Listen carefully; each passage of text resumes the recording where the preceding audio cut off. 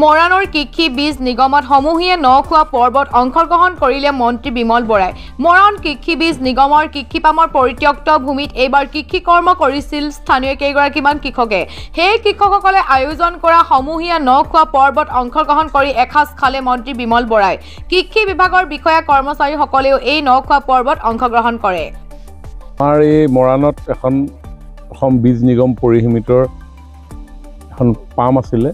এই পামখন দীৰ্ঘদিন ধৰি অব্যৱহৃত হৈ আছিলে।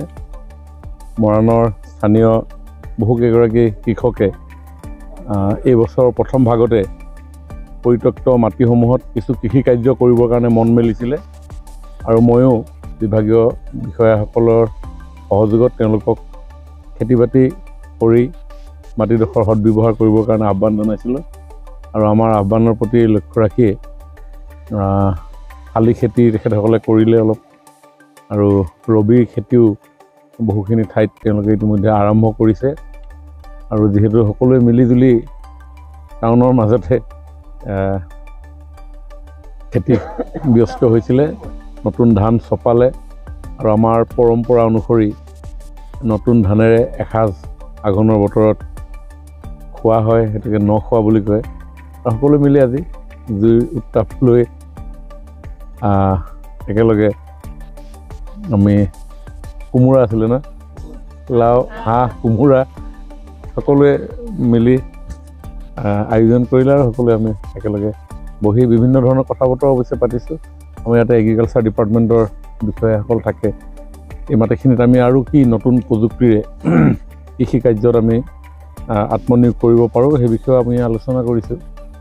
ধান কটাৰ পিছত নতুন এটা পদ্ধতি অনুসৰি ধান যিসমূহ নৰা থাকি যায় সেই নৰাসমূহক লৈ আৰু ভাৰ্মি কম্প'জ ইউজ কৰি আলু খেতি কৰিব পাৰি, সেই পৰিকল্পনা আমি কৰিবলৈ দিছোঁ। আৰু জানুৱাৰী মাহৰ প্ৰথম ভাগত হৰ্টিকালচাৰৰ নাৰ্চাৰী কেনেকৈ কৰিব পৰা যায়, ইভিন আমাৰ চৰকাৰে মাননীয় মুখ্যমন্ত্ৰী ডাঙৰীয়াই অসমত ফুলৰ চাহিদাৰ প্ৰতি লক্ষ্য ৰাখি এটা মিছন গঠন কৰিছে, ফ্লৰিকালচাৰ মিছন। এই ফ্লৰিকালচাৰ মিছনৰ লগতো সংযুক্ত হ'বৰ কাৰণে আমাৰ যিসকল এই স্থানীয় মহিলা আছে তেওঁলোকক জড়িত কৰিবৰ কাৰণে আহ্বান জনাইছোঁ। জানুৱাৰীৰ প্ৰথম ভাগত এই কৃষি পামতে 4 দিনীয়া হৰ্টিকালচাৰ পুলি উৎপাদন কৰিব পৰাকৈ এটা প্ৰশিক্ষণ কেন্দ্ৰ এটা আয়োজন কৰিবলৈ বিভাগক ইতিমধ্যে নিৰ্দেশ দিয়া হৈছে আৰু তেওঁলোকে সেই কামখিনি কৰিব। আৰু তৃতীয়তে আমি ইয়াতে অলপ প্লেণ্টেশ্যন কৰাৰ প্লেন কৰিছোঁ, যাতে এগ্ৰিবেজ সৰু এটা একেবাৰে প্ৰিলিমিনাৰী জানিবৰ কাৰণে মানে আমাৰ ছাত্ৰ ছাত্ৰীসকলে শিকিবৰ কাৰণে অকণমান এডুকেশ্যনেল কিবা চেণ্টাৰ এটা হ'ব পাৰে নেকি, তাৰ কাৰণেও একেবাৰে চালুকীয়া পৰিকল্পনা এটা কৰিছোঁ। ইয়াতে ছাৰ বহুত বছৰ ধৰি ITI এটা আধৰুৱা পৰি আছে, ইয়াৰ কিবা হয়, আজি বহু বছৰ আগতে এটা ITI স্থাপন কৰি কিছু গৃহ নিৰ্মাণ কৰিছিলে আৰু এই অঞ্চলটো যিহেতু আমাৰ টিংখাং সমষ্টিত নতুনকৈ অন্তৰ্ভুক্ত হৈছে, মই পৰিদৰ্শন কৰিলোঁ।